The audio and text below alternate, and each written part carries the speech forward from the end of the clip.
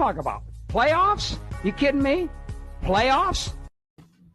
Yes, Ryan, I do want to talk about playoffs. Welcome to Monday Night Mayhem here, the home at NFLA on Belly Up Media. We're here to bring this matchup between the Lumberjacks and the Roughnecks to you tonight to see who is going to go on to face the Bombers in the championship game next week after the Rattlers went ahead and forfeited their playoff match against the Bombers this week. First off, though, we got to get the pleasantries out of the way. How are you doing this evening, Ryan? I'm doing really well. There, Andrew, how about yourself? I'm good. I'm ready to watch some exciting football, and I think we're in for a fantastic matchup tonight between one of the more explosive teams in the league and one of the hottest teams in the league right now, the Lumberjacks, and going up against a Roughnecks team that is quietly a very stout defensive and just hangs around tough most of the time. So I think we're in for a good one here tonight. This is two teams that split the season series. Earlier in the year, the Roughnecks won a low score of 14-8 against the Lumberjacks in the defensive game. And then in the second game between the two, the Lumberjacks came out. And even though it started off slow in the second half, they turned it on and won that one 30-8. So if you had to be looking for anything in this game, Ryan, what is the number one key factor you're looking for both of these teams to be able to pull off? Well, right now the Lumberjacks they're a wagon right now. They've won their last 4 in a row to get to the second seed of the playoffs. I got some players to watch for you for our audience. On offense, the Lumberjacks, I've got my eye on number 1, Derek Banks Jr., arguably one of the top contenders for league MVP. He's a guy who, in the games I've watched or I've been a part of, he's been he's been hands down the most exciting player to watch on the field. For the Roughnecks, I've got my eye on Darian Jacobs Hudson. He's a quarterback. He's not quarterback. He's a wide receiver who can take a short pass and turn it into a long game. A very Tyreek Hill-esque type of player. Very exciting to watch. He takes a short gain, turns into a long one. If you're a defensive back on the Lumberjacks defense tonight, you're going to want to make sure you have extra tight coverage on him, maybe double up on him in coverage.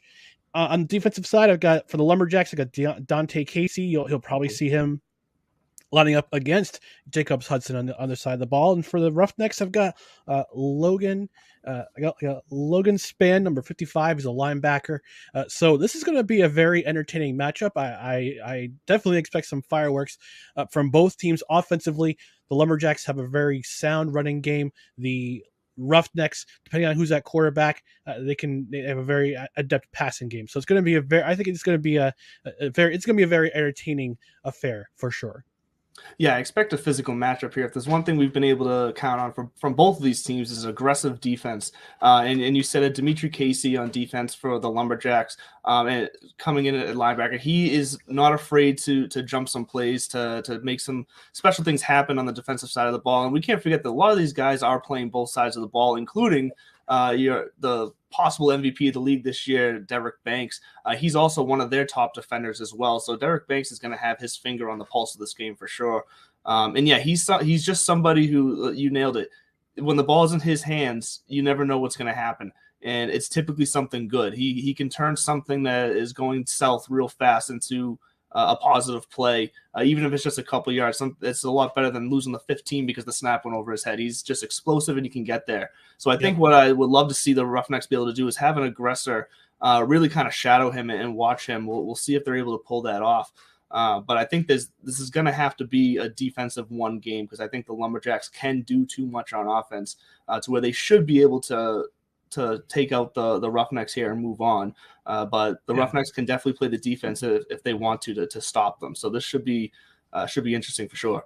Yeah, now if you're the Roughnecks, if you're on the offense, if the Lumberjacks are grinding down the ball to take time off the clock, do you rely on a quick strike, a quick pass, say to Jacobs Hudson to see what he can do with the ball to get some points back on the board?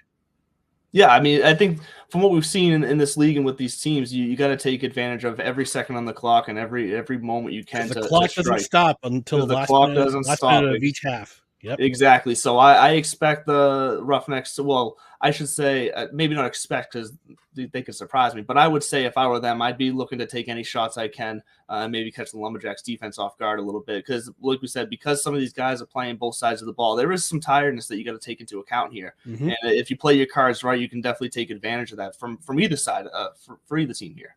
Yeah, fatigue is always going to be a factor, and especially when we're playing Ironman situations. Up here in upstate New York, we have the NAL, the National Arena League, which is a level that some of these guys might want to go to someday. The Albany Empire National Arena League doing Ironman rules this year, so it's going to help to have that experience on both sides of the ball if you want to go to the next level for indoor league or even the. Yeah, even like a lower indoor league or a higher indoor league. You never know which scouts looking at their tape. Yeah, so what I'd like to kind of tackle here now as well is that, so we got the privilege of already knowing who the team is next week in the Bombers and the championship team. So we have this privilege to kind of look at both of these teams between the Roughnecks and the Lumberjacks and get a sense of what next week could look like depending on who comes out of this game. And from what we saw before is the Lumberjacks are the only team to have beaten the Bombers this year. Bombers have that only one loss on their record and holding on to first place. And the Lumberjacks win against them came later in the season, or it was more like mid-season, but it was definitely at the start of their kind of climb to this momentum that they've been carrying into the playoffs. I think the Lumberjacks and Bombers would be an absolute, offensive and defense, just exciting kind of matchup. But I don't rule the Roughnecks out. I'm not sure the Roughnecks could beat the Bombers, but I don't rule them out to give them a little run for their money and make them really work for it. How do you view these two teams in a possible matchup next week with the Bombers? Well, if you look at the schedule, the Lumberjacks took the Bombers to the woodshed in week 4, 22-2, after avenging a week 1 loss. If it's the Lumberjacks and Bombers, that could be the marquee matchup. But this is the playoffs, and anything can happen. If you look at other leagues, you'll see lower seeds beat the higher seeds on a pretty regular basis now. So anything could happen between these two teams tonight. And, it could be either one of those teams could, especially the Lumberjacks. I think they could give the Bombers a run for their money. But if you see the Lumberjacks, the Roughnecks have an upset tonight, they might be prone for another upset, especially against I guess you could say a fresher team, but a team that hasn't played in quite a while. And also there's that motivation of having been swept by the Bombers this year as an added motivation if you're the Roughnecks. So a lot to see here tonight, a lot on the line tonight, and I don't know about you, Andrew, but I'm ready for some Monday Night Mayhem. I am too, and you bring up a great point about the Bombers. They have had a more inconsistent schedule than the rest of these teams. They've been part of some of these forfeits, some of these canceled games because of scheduling, weather, or whatever the reasons were. So they have. You're right. This could be a situation where whoever comes into face the Bombers. Hayden, we love fantasy football. We do. It's a fantastic game, yet still not perfect. Like, I hate leaving high-scoring players on my bench. The worst, man. In fact, hate it even more when I put injured players and they're in my starting lineup. Can't have that. And I need a life. The waivers, the trades, every single week, it grinds on me. So we at Underdog Fantasy want to make fantasy football easier for everyone out there. It's called Best Ball, and we set your optimal lineup for you each and every week. You can do it all year long. We have drafts going all the way. Someone's having some fun in the truck, maybe. I don't know. maybe that's my sign. Maybe I'm talking too much here. Maybe my voice is running dry on some people here. But regardless, I didn't mind the interruption. I can sip some of my mint tea, so we're good to go. That's all right. But regardless, like I was saying, the Bombers could be ripe for the picking because, like you said, their freshness, they could be more fresh, or sometimes these harder fought games do a team a lot of good to be able to face that adversity and really feel that punch and that excitement. So it would not shock me if the champion came out of this matchup here tonight. I think the Bombers could be ripe for the picking. And if it's the Lumberjacks, I would definitely be picking the Lumberjacks. They've been my favorite since they started winning in week 3 or 4. So I'm looking for that to kind of keep going tonight. They would be my pick tonight over the Roughnecks. I'm going to throw it back to you. I'm going to say I'm thinking the Roughnecks for the upset here. You're coming in motivated. Your last game was against the Bombers. You got skunked in that game 24-0. Before that, you got roughed up by the Lumberjacks. So there's a little bit of motivation to for the Roughnecks here to exact some revenge on a team that lit them up a couple weeks ago. And I think the Lumberjacks are the Roughnecks, excuse me, you can't sleep on them. I think no. there might be I think there's an upset brewing tonight. I think there's a quiet. I think there might be an upset brewing tonight, and I'm going to take the Roughnecks in this game. I'm going to counter your prediction for the Lumberjacks. I'm going to take the Roughnecks in this game. Be a very close game, a very hard fought game, but I'm taking the Roughnecks tonight. Either way, I think we're in for a close one tonight. I think we're in for an exciting finish and really excitement throughout the entire game. So without further ado, we're going to jump to a quick commercial break here, and then we're going to shoot you guys over to the booth with the real stars of the show, Mr. Vince Stover, DJ, and Jason Cooper, the commish, for your live broadcast, for your color and play-by-play. So stay tuned with us. We'll be right back after this commercial break. Aiden, we love fantasy football. We do?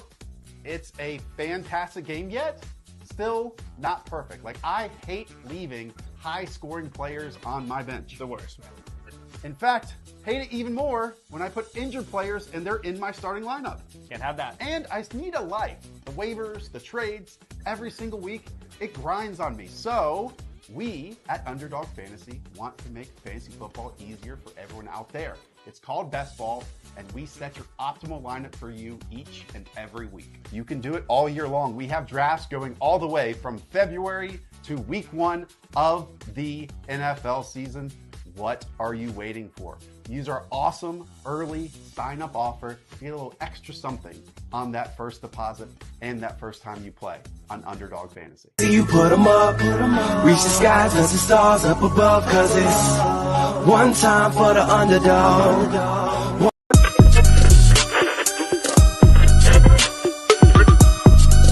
Welcome in to Monday.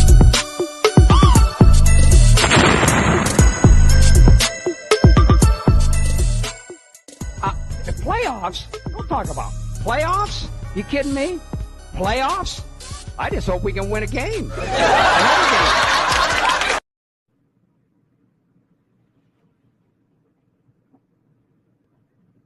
Welcome into Monday Night Mayhem, the NLFA's playoff game, live for you here on Belly Up TV. I'm Vince Stover. I'm joined by DJ Stewart. Welcome into this first ever Belly Up TV edition of the NLFA playoffs.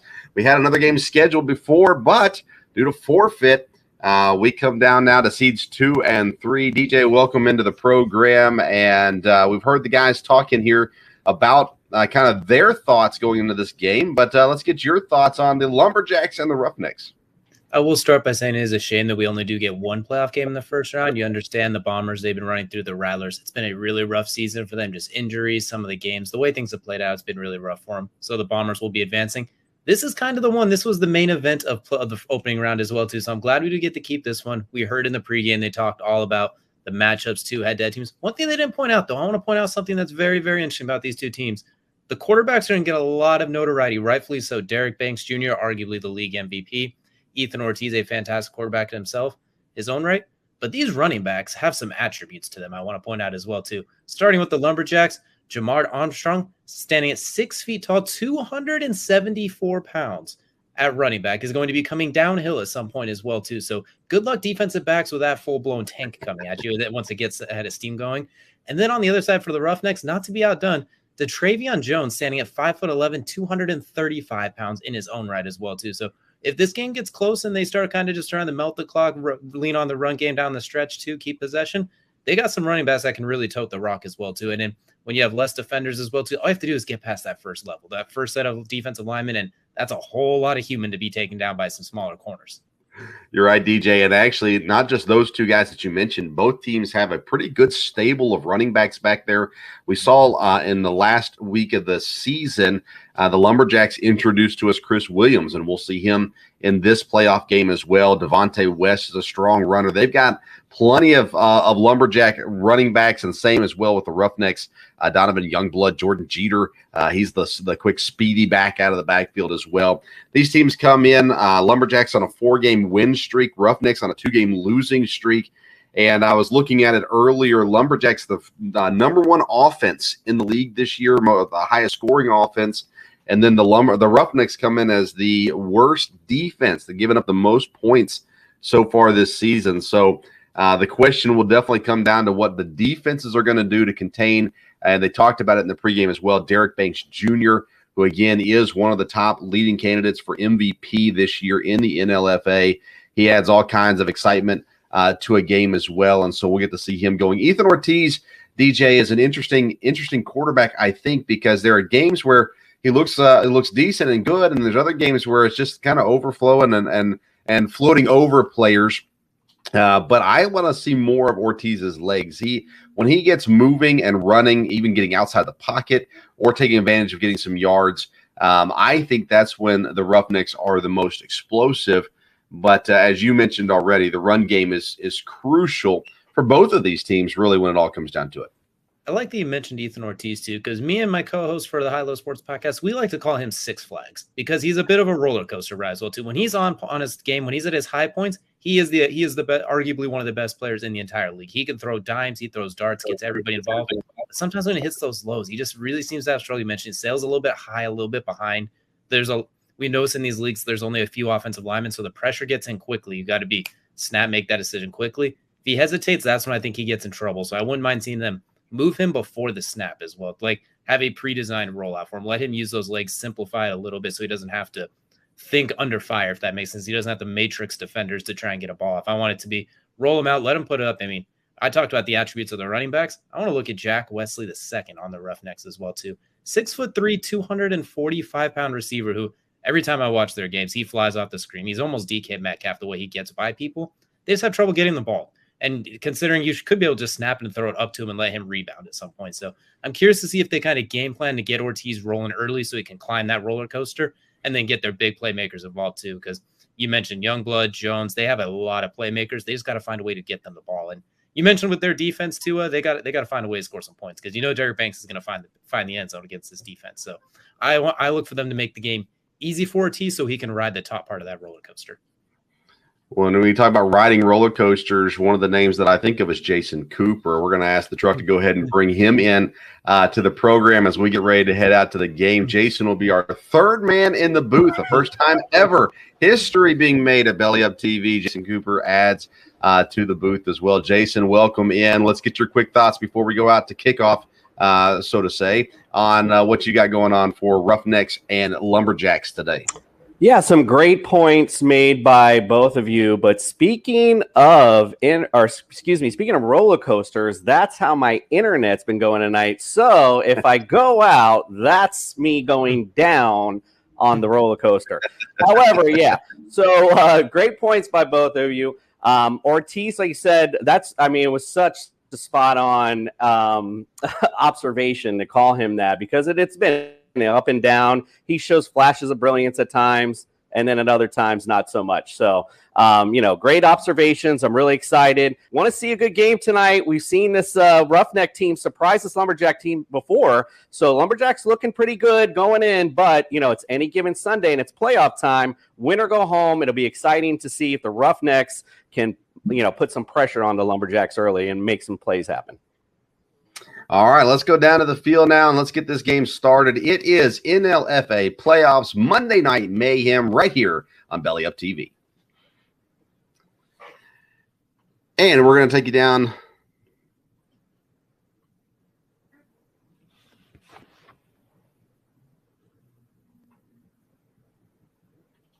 All right, here we go. Out to the field. And, of course, one thing we didn't mention pregame is Drew Brees said he might come back and play football soon. He's, got some familiarity with Louisiana. Maybe we see Drew Brees out here next season. I'm going to go out on a limb and say if Drew Brees joins this league, he'll be MVP that first year as well, too. I just have a hunch. I don't know what I based on, but I have a good feeling he could walk in there and make some noise real quickly. The question is, which team is he going to join now? Is he going to join the Rattlers and try and flip things on its head?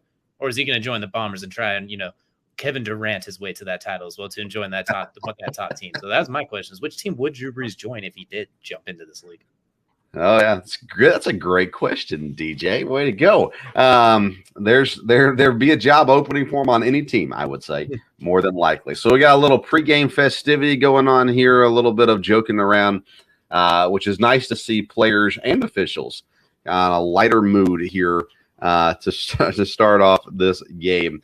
But we're going to see the Roughnecks with the ball first, and again, this is a 9-man tackle football. Northern Louisiana Football Alliance. And so we will see the Roughnecks go first, the Lumberjacks on defense. And for the offense right now, you're going to see Ethan Ortiz at quarterback. Donovan Youngblood will start out at running back. Tavarius Harris starting, as well as DJ Pope at wide receiver.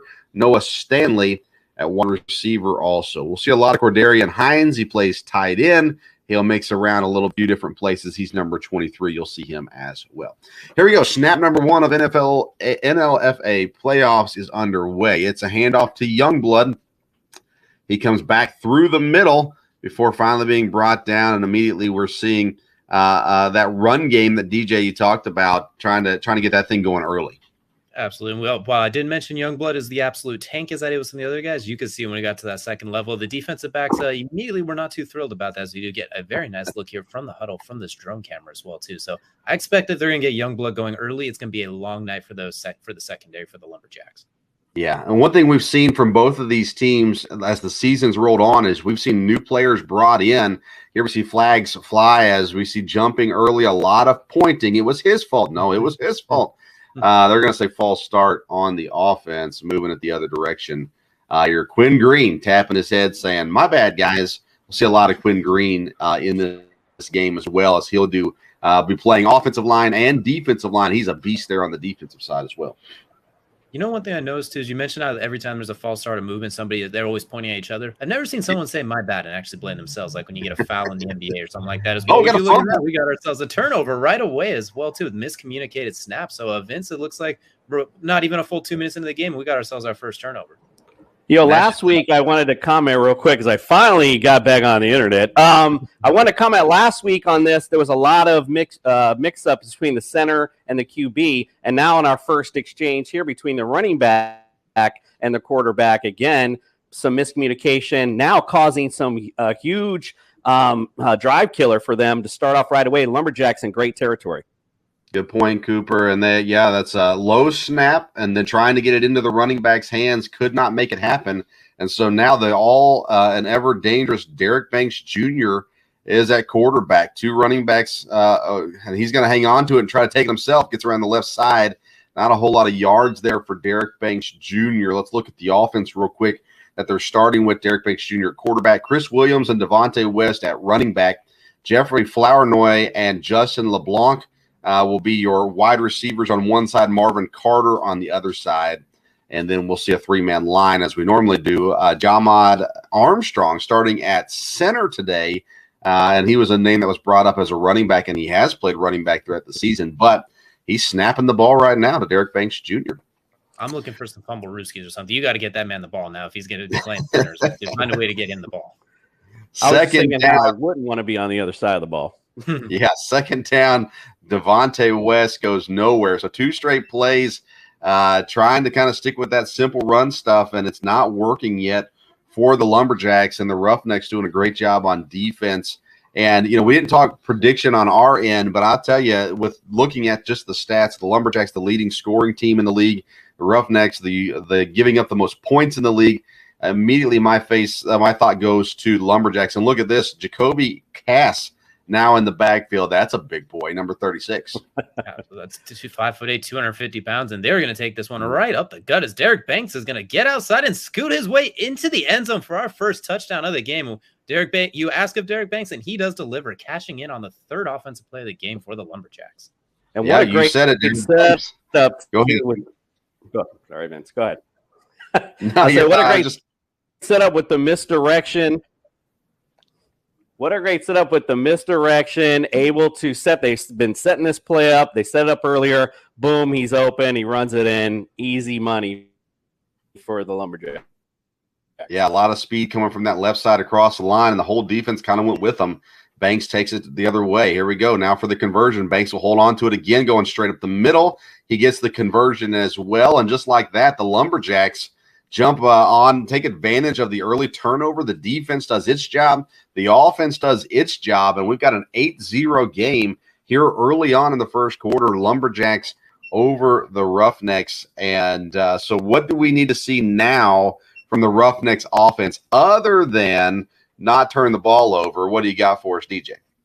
That's definitely a good thing. First, let's start by holding on to the ball. Second of all, one thing we saw the Lumberjacks do, and they've done all season. I like the idea of having two backs back there because it helps your offensive line a lot if you do try to pass the ball as well too, because it gives you that extra body to help block as well too. Because we've noticed a lot in these leagues, defenses seem to get through pretty quickly. They send 4, they send 5, and immediately they're in the quarterback's face. So I like the idea of using an extra running back here. It looks like they're going to be rolling with a tight end to try and mimic that, but I like the idea of having a second back in the backfield.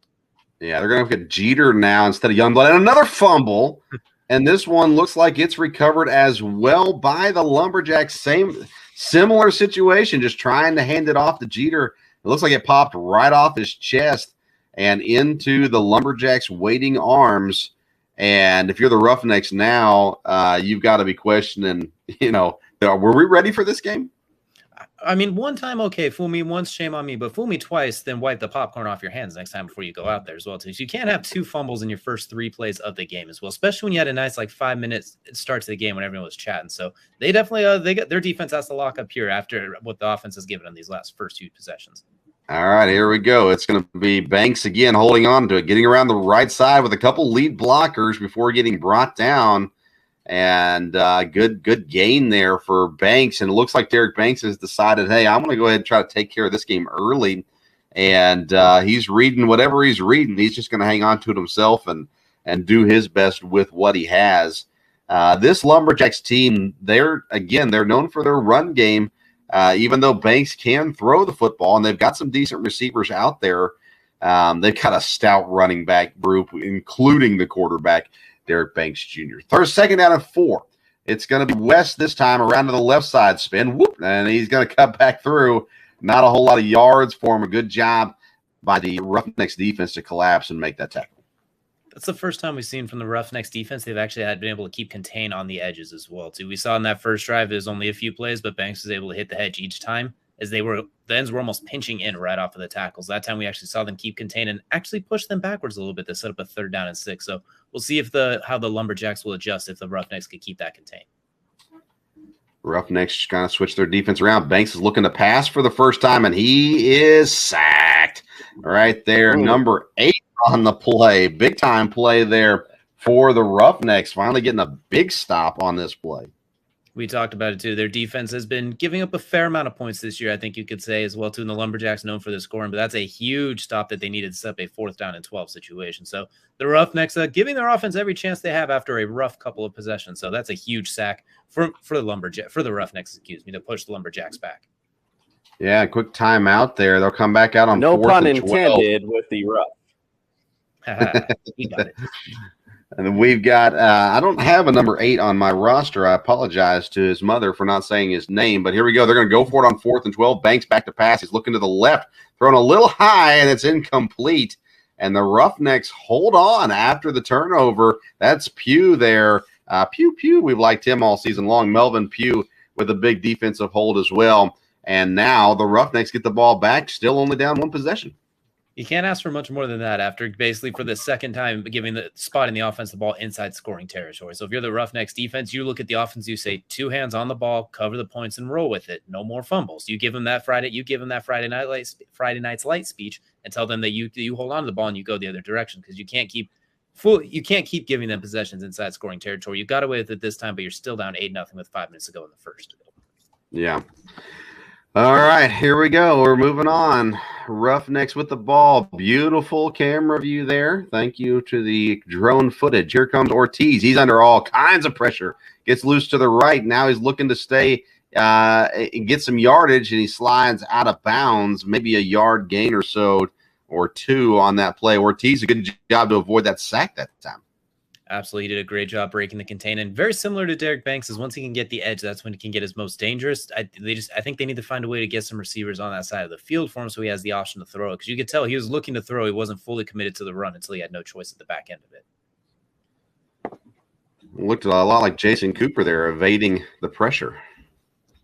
Yes, just like Jason Cooper's internet evading his ability to communicate. You've mentioned it before, too, Vince, with Ortiz using his.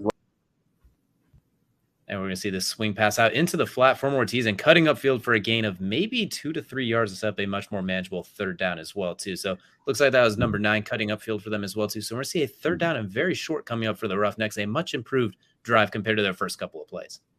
Yeah, Weston Bigby, he's a backup quarterback. Actually started the year as the starting quarterback. I've said it every time I've done their games. I'd like to see more Weston Bigby at quarterback. He's a dynamic athlete. When he gets the ball in space, he can make a lot of things happen. To trust Ethan Ortiz, though, and I think that's fine as long as they try to do more to get Weston Bigby involved in the offense. So here we go. We've got Bigby to the right of Ortiz, 3rd down and 4, and you got to know here the Lumberjacks are coming after you. Ortiz takes the snap.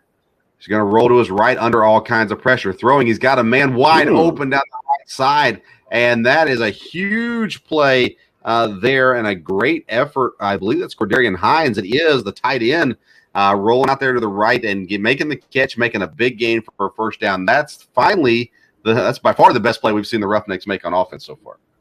The big man showing some pretty feet, by the way, too. Sorry, DJ, but my internet's up and I got to get it in when I can. So showing some sweet feet down the sidelines, putting the Roughnecks in some good field position finally. Absolutely fantastic work. That was the Rex Ryan play. They called that one. Ortiz with the snap gives it to Bigby. He's going to cut back. Here you go. Elusiveness. And it's Weston Bigby continuing to make plays. Touchdown, Roughnecks. That's a man-style run right there, gentlemen. That man had he had those good Wheaties and with a bowl of milk on the side of it as well, too. That was a fantastic run, breaking all kinds of tackles. All we were missing were a few whoops all the way along. So fantastic run by Bigby. You talked about former quarterback. You see why he's playing running back now a little bit with feet like that. Yeah, he's their starting linebacker. He's their running back / receiver / sometimes quarterback. He's as Cordell Stewart as you can get in this league right now. And for you young kids, go Google it. He was worth the entertainment. Ortiz back at quarterback now for the conversion. Jeter will line up beside him to his left. You can see DJ Pope in the slot over there on the left as well. Ortiz rolling left, running straight ahead, taking the contact, and he's in. And then we got a tie game, 8-8. Here, what a first quarter we're seeing so far for the Roughnecks and the Lumberjacks. Absolutely great job by Ortiz. They're taking it upon himself to find his way into the end zone. He was able to break the pocket, and we talked about in the pregame. When he gets outside the pocket is when it could be his most dangerous. And you saw there, everyone kind of sat back, and he took it on himself. So we might have ourselves a quarterback duel now that the fumble. Big answer from the taken care of. I hear you, Coop. So there we go. The answer, as Cooper said, the big answer for the Roughnecks, tying the game, 2 turnovers, and they're still and it's 8-8 here in the first quarter. So they're surviving to this point. Now Derek Banks back in at quarterback. To his left is Chris Williams. To his right is West. They're going to go with the little trickery here. It's Flournoy. He's got to the left. Now he's scooting to the right. He's all the way across the field. He's avoiding tacklers all the way down to the 40-yard line. What a run by Jeffrey Flournoy. It looked like about a 15 to 20-yard gain vertically, but I think he covered about 40 yards laterally as well, too, getting the end around and completely reversing field as well, too. He turned that into a kicker turn, and fantastic footwork from the receiver on that play as well, too. And creative play calling to try to get those defensive linemen and defensive ends kind of confused with some of the misdirection they've been using early on in this game. Yeah, that misdirection scored a touchdown earlier when they faked that handoff. Now they're going to try some different things. It's going to be a run off to the left for Devontae West. The big man is battling for some yards. And, so far in this game, what we've seen is the big men getting caught and the speedsters being elusive. So maybe we start to see them go away from more of the bigger backs and trying to get a little bit more in with these smaller, quicker guys because they've had the most success so far in this game. especially when they are able to get outside like that as well too. We've seen a lot of the big guys going outside. I kind of want to see them maybe keep it between the guard tackle box a little bit, make them go downhill a little bit more instead of having the big guys have to move laterally. Hand off to the right. No, Banks hangs on to it. He goes left. He's met there, runs over the cornerback, Melvin Pugh, and gets another yard after it. A big run there, Derek Banks, and we've seen it out of Ethan Ortiz too. Not afraid of contact for these quarterbacks. Not at all as well. They almost seem like they're looking for contact. You could tell they haven't played quarterback their whole life. There's a running back stint in there, maybe like a fullback or a tight end. Like there's a little bit of quarterback variation those days, the way they did that shoulder down and try to initiate contact at the back end of their runs. That's the old school high school quarterbacks back when they weren't allowed to throw the football. It looks like we have made it to the end of the first quarter. We're going to cut away for a quick break. When we come back, quarter number 2 of Roughnecks Lumberjacks. We're tied 8-8 at the end of 1. Hey, everybody, it's Vince with the Sports Stove Podcast, inviting you to join us every Monday, Wednesday, and Friday on Belly Up TV, 7 a.m. and 2 p.m. as well. The Sports Stove Podcast is a traditional sports talk show talking about professional and collegiate sports.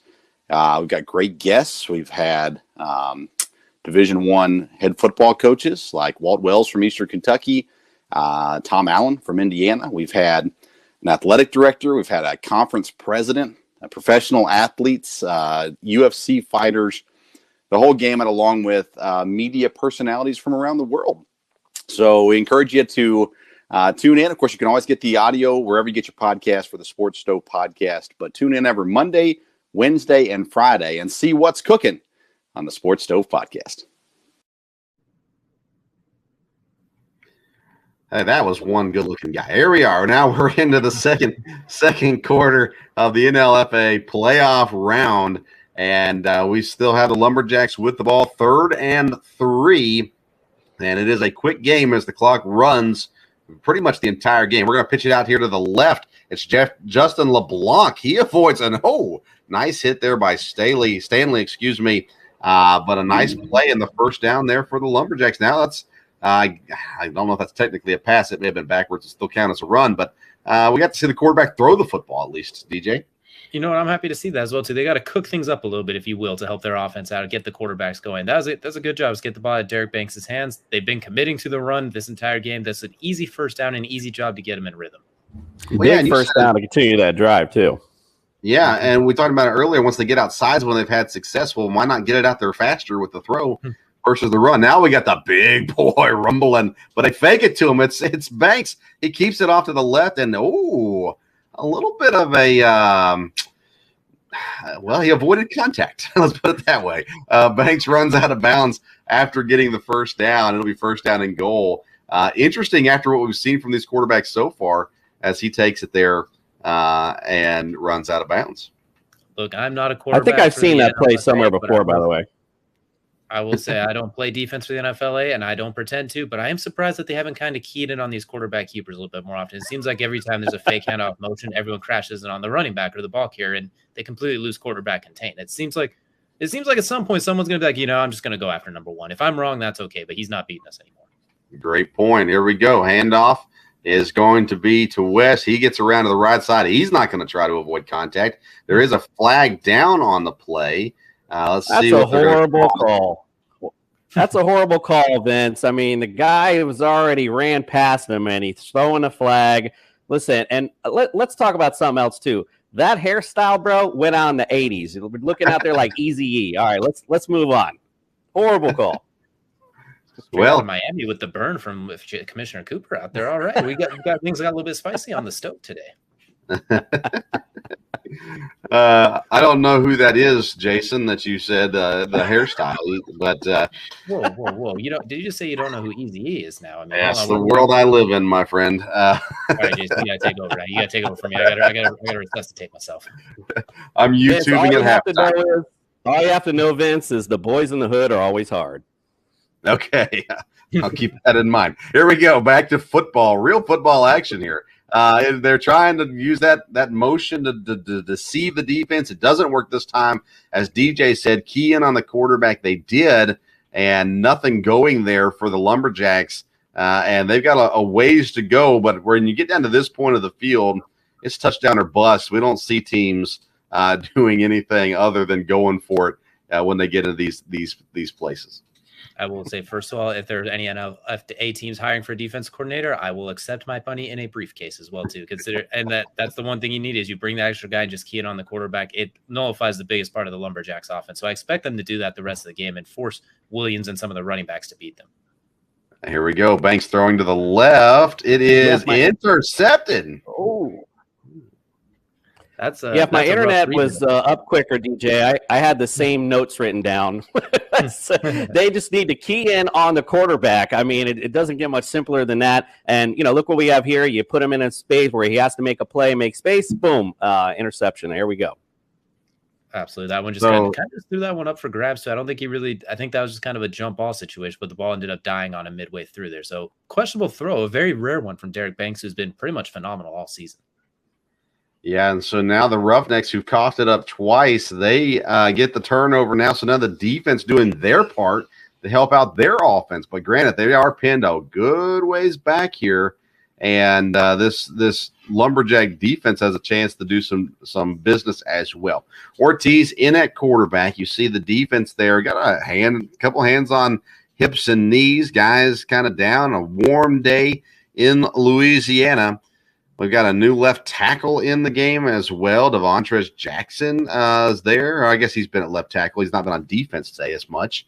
There we go. The snap to Ortiz. Jeter does not get it. It's Ortiz trying to run. He's going to avoid one and then get brought down.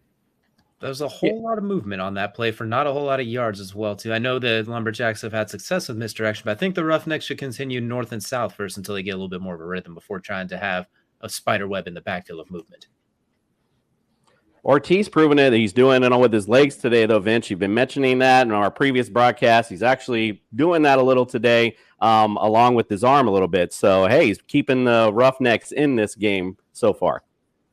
Yeah, a mistake-free Ortiz and a moving Ortiz is going to be a good thing for the Roughnecks. He's got Jeter there in the backfield with him. Jeter is incredibly fast, can do a lot on the ground as well. Here we go with the snap. Ortiz back to pass. He's throwing deep down the field. It is caught. Might be the longest pass play we've seen all year. It's Noah Stanley, the starting wide receiver and safety for the Roughnecks, with a huge play. Ortiz puts it right on the spot. That might have been the best throw we've seen all season from across all teams as well, too. That was an absolute dart from Ortiz, dropping it right into his hands. And what a fantastic play and a big answer back when it felt like this was on the verge of being a blowout not too long ago after 2 early fumbles. The Roughnecks have battled back and made this a rough situation for the Lumberjacks. Great points, using DJ. The pun correctly, indeed, DJ. Loving the rough style that he's bringing tonight. Huge throw, like you mentioned, Vince. And if you watch the play back, I wish we had a little bit of instant replay. The corner tried to make a play. He was right there, but it was him or bust, no safety help. Once he made that miss, it was lights out. 9-9 touchdown. Roughnecks up. Let's see if they can put on the extra point. Well, and DJ said it's the best pass we've seen all season across the league. We've seen some thrown up like that, but they've been thrown up to the point where it was a contested catch. That one was perfectly thrown in stride. And then Stanley, after he caught it, like you said, Cooper, the defender was trying all or nothing basically. And when he missed out on it, that was the end of this story. So here we go now for the conversion. Ortiz, he's got Cordarian Hines in the backfield with him. They hand it to Hines. He gets brought down though immediately in the backfield there by Marvin Pugh not Marvin Pugh. That's the wrong team. He got brought down by Dimitri Casey there of the Lumberjacks. So 14-8 is the score. And DJ, you said it. It looked like the Lumberjacks were going to run away with this game, and all of a sudden they are losing by a touchdown.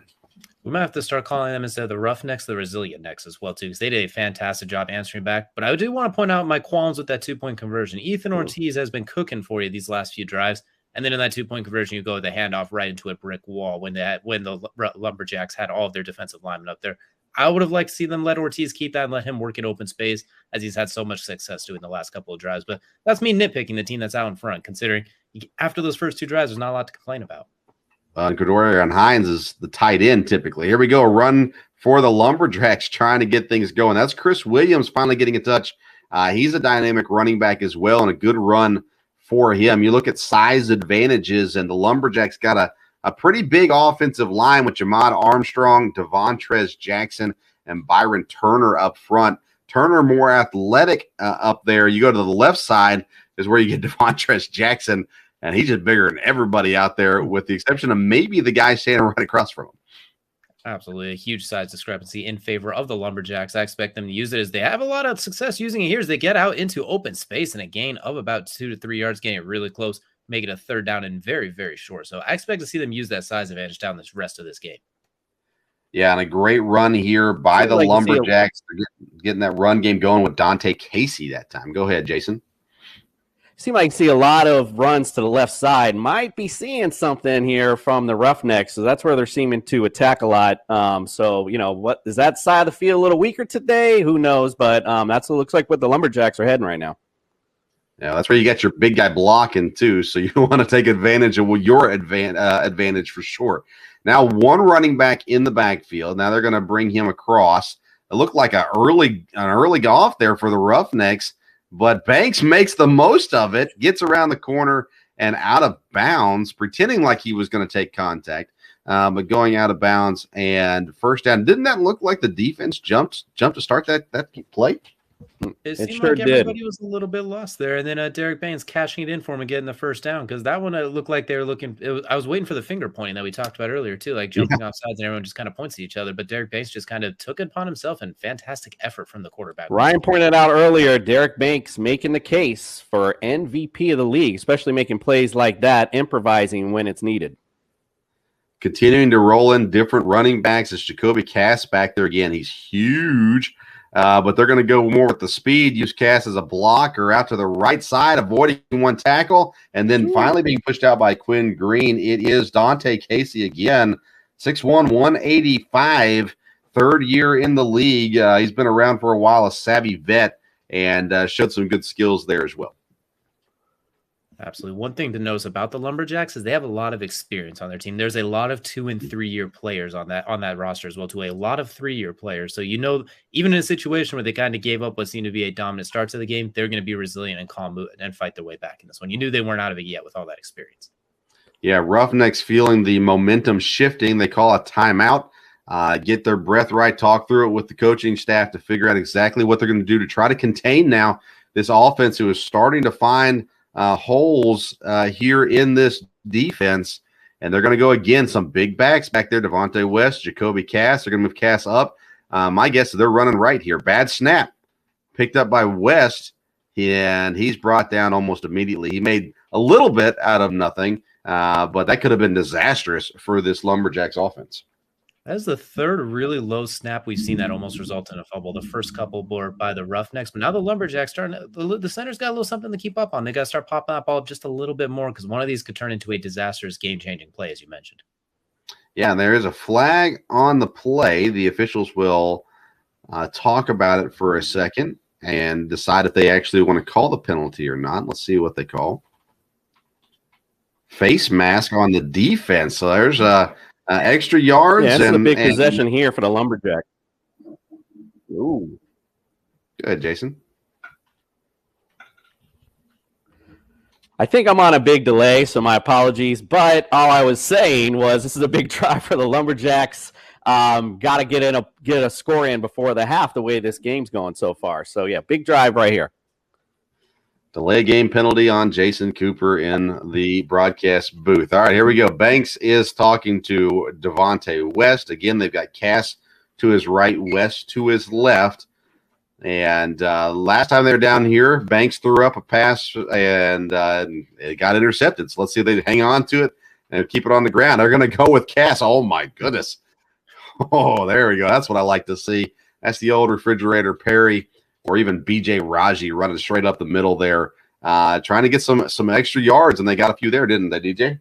I'm gonna have to grab an ice pack, because that collision was pretty nasty collision they had right there. We talked about getting these big running backs they have going downhill, and Cass got that ball and got a few steps before that first, and he got to meet with that linebacker and defensive lineman square up. So if I'm them, I do that exact same play again. It's basically make them stop it and stop it multiple times. Even if you do slow them down, it hurts.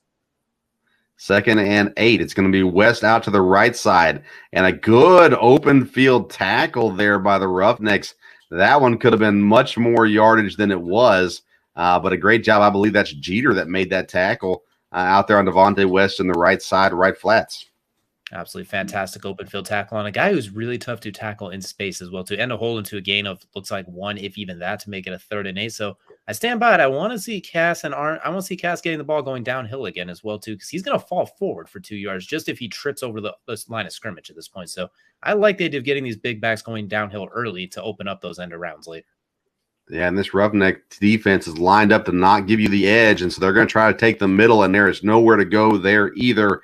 They try to make it happen. It doesn't happen. Dante Casey, nowhere to go. And it looks like this Lumberjack offense is a little confused because the defense is setting up so far on the outside, but those guys in the middle are doing just enough to maintain the middle as well. Roughnecks may have figured out what to do to beat this Lumberjack team. Fantastic defensive adjustment they have come through. As you mentioned, they are holding the edges now. They're forcing everything basically right up the funnel, which is kind of counterintuitive to most football. They mostly say you hold the middle and stretch things out wide. They're doing the opposite, and it's really throwing this Lumberjacks offense into a tailspin. And now 4th and 7, we'll see what they have drawn up out of this timeout if they could cook something up, because as Jason mentioned, this is a big drive going into halftime to try and get some points and answer back, as the Roughnecks have all the momentum on their side. I wanted to point out the strategy of the timeout with the running clock. Let's take a timeout right here, waste some time, and not give the Roughnecks any time if we score. I like that. That's a great point, Jason. He's watching even if he is delayed. Here we go. Banks trying to keep it himself, going to the left side. Hit and brought down. Nowhere for Banks to go. And a huge stand for the Roughnecks here. And the Lumberjacks, they just look lost on offense. They tried to roll out Banks to the left, which I like the idea of get him moving as well, too. But he ran directly. Him and his running back kind of collided, a little miscommunication about where they're spacing on that play. And I think that play ended up being doomed from the start as well, too. So just these little small things that they're usually so on point with throughout the season, just like little tiny, it's like 1,000 paper cuts is starting to come in effective in this game. Oh, I hate a paper cut. All right, here we go. The Roughnecks now take over on offense. Time is running. Approximately 1 minute, 40 seconds to go in the half. Roughnecks lead 14-8 against the highest scoring team in the league. The Roughnecks look like they're in control at the moment, but more points definitely would not hurt this Roughnecks team. So Ortiz at quarterback, he threw a beautiful pass for the last touchdown. He's got Youngblood in the backfield with him. Got 2 receivers to his left, 1 receiver to his right. Noah Stanley to the right, the one that caught the touchdown pass earlier. He'll go 4 linemen. Technically, it's 3 linemen and 1 tight end. Here comes the snap. Ortiz rolling right. Now he's trying to cut up. There's nowhere for him to go, and that's the second time in this game that we've seen a big play there for Dimitri Casey.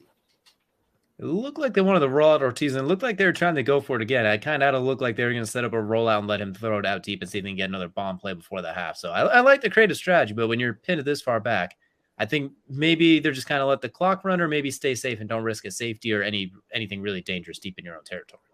Yeah, and gentlemen, do you know what the score was the last time the Roughnecks defeated the Lumberjacks? It was 14-8. Woo! Is the commissioner trying to insinuate we're going to have a very defensive second half now? Is that a prediction I catch? Ortiz back to pass, throws to the left. It is deflected and knocked down, and we see that the Roughnecks here trying to be safe, but still get it out on the outside there and do something with it. But this Lumberjacks defense, when they get going at you, Dimitri Casey there, he's coming off the left side of the offensive line, and he's getting some pressure back there. Jamada Armstrong is kind of coming up the middle. You got Quinn Green also is relatively up the middle, and then Devontae West on the other end. It's Byron Turner on the other end coming as well. And so they're trying to get that pressure to not give Ortiz any time to just toss it up like he did before. Absolutely as well, too. They're doing a great job not letting Ortiz get nothing. Don't let him get anything cheap here at the end of the half. He's already shown the ability to make that big play. And looks like they're going to try something here at the end. And really rough pass, almost there as well. That was very, very dangerous. The one thing we said for them not to do it almost cost them. It almost cost him big time. He's trying to get it out there to the tight end, Cordarian Hines, and could not get him there. Fortunately for Ortiz, the ball fell to the ground incomplete. And now there is some talking going on. I always love this aspect of the game. Looks like I think we're going to get to halftime. We are going to get to halftime, so we're going to take a break. We're in the NLFA playoffs, friends. It's Roughnecks 14, Lumberjacks 8. We're going to break away for a break, and then we'll get you to the halftime show with Andrew LaDuke and Ryan McCarthy. We'll be back with more football after these messages. Hey gang, it's Commissioner Cooper from TSS Fantasy. We are the fantasy show of the people. That means we give the people what they want. Expert fantasy advice, leading medical and legal analysis, free contests, and innovative games to keep you entertained. Watch us live with the Tiki Live app on the Belly Up Sports channel, subscribe to us on YouTube, or follow us on all social media platforms. Visit TSSFantasy.com today for all the latest updates from the fantasy show of the people. We put the fun in fantasy. Yeah! Said the mayo. Over sour cream, yeah. Right. That's because you have high cholesterol. Okay. If you drafted Julio Jones, you got ghosted.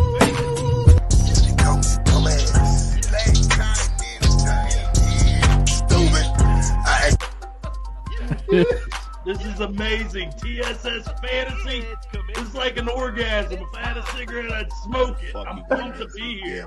This is the show of shows. TSS Fantasy, the fantasy show of the people.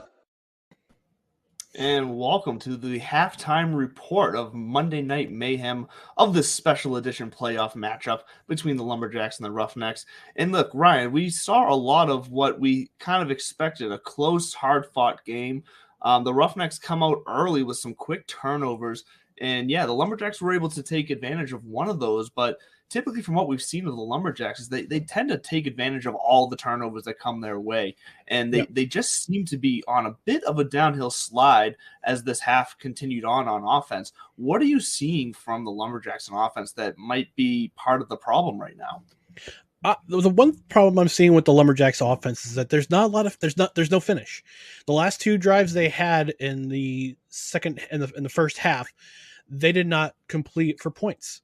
You had that turnover and the interception near the end zone on the second drive, and it was a turnover on downs on the last drive to end their first half. So they need to finish. They just need to have a sense of urgency when they're getting inside the red zone, and I'm not really seeing it. I mean, I know they like to grind down the clock. I know they like to run down the ball, but they need to finish. They have to have that finish in order to win this game. So that's the one thing I need to see in the second half by the Lumberjacks. Grind down the clock all you want with that running game, with that misdirection game, and having Banks in the backfield. But you got to finish your drives. You got to finish your drives and get some points on the board. Yeah, they've seemed to become a little one-dimensional in their offense here, and just letting Arthur Banks, geez, not the Atlanta Falcons here, Derek Banks, take the ball just about every play. We're not really seeing any passing plays. And as Jason Cooper alluded to during the broadcast here in the first half, most of their plays is just Banks running out to the left and trying to make something happen on his own. Banks to the right, or West, or another running back. Yeah. Yeah, they're not mixing it up much, and it's letting the Roughnecks really zero in it and really attack the line of scrimmage in that backfield. And I think that's starting to really become a detriment to the Lumberjacks, especially when we really started seeing them have success in the second half of the season was when they were running that the two-back set flanking Banks on each side, and they've even started to get away from that on some plays with only a single set to the left or to the right, and putting some guys in motion, and that doesn't seem to be having an effect. And I think they need to go back to what got them here in the first place. But a lot of credit's got to be given to the Roughnecks here. So what are you seeing that the Roughnecks are doing right here? I mean, obviously they had the big offensive play, but their defense has been stout like we thought that it could be. What are you seeing them doing to stop the Lumberjacks?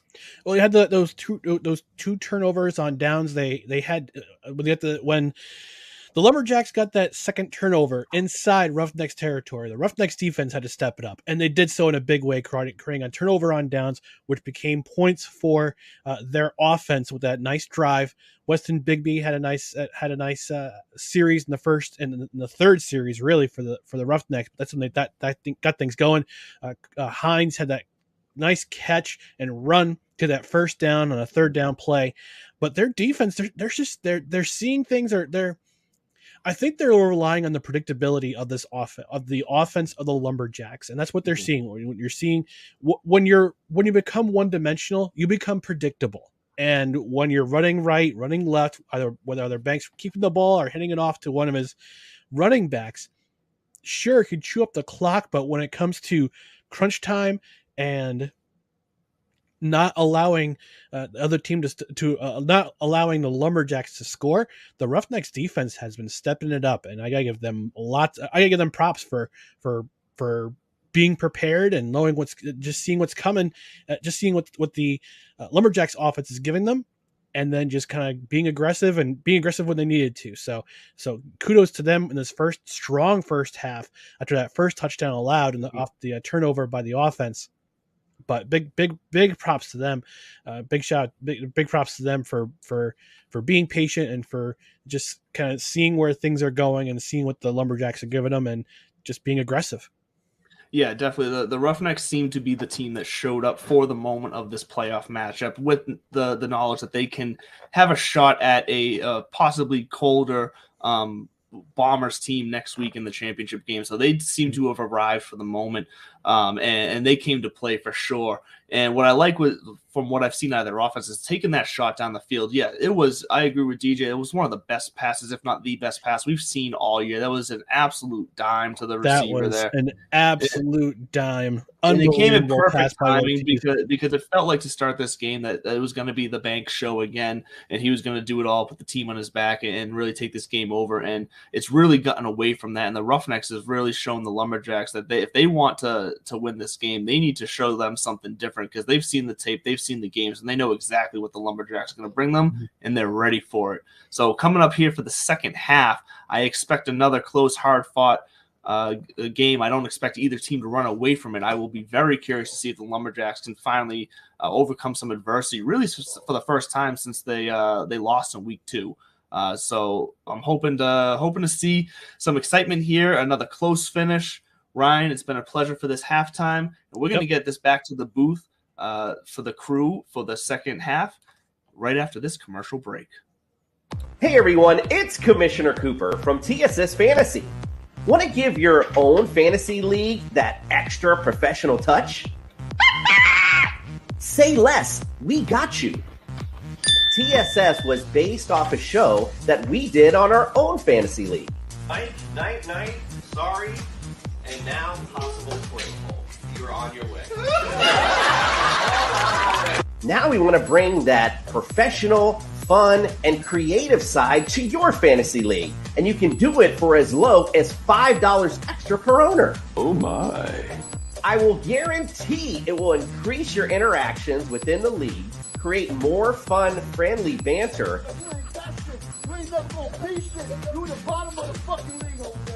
and give your league that extra real-life feel that you didn't know it needed.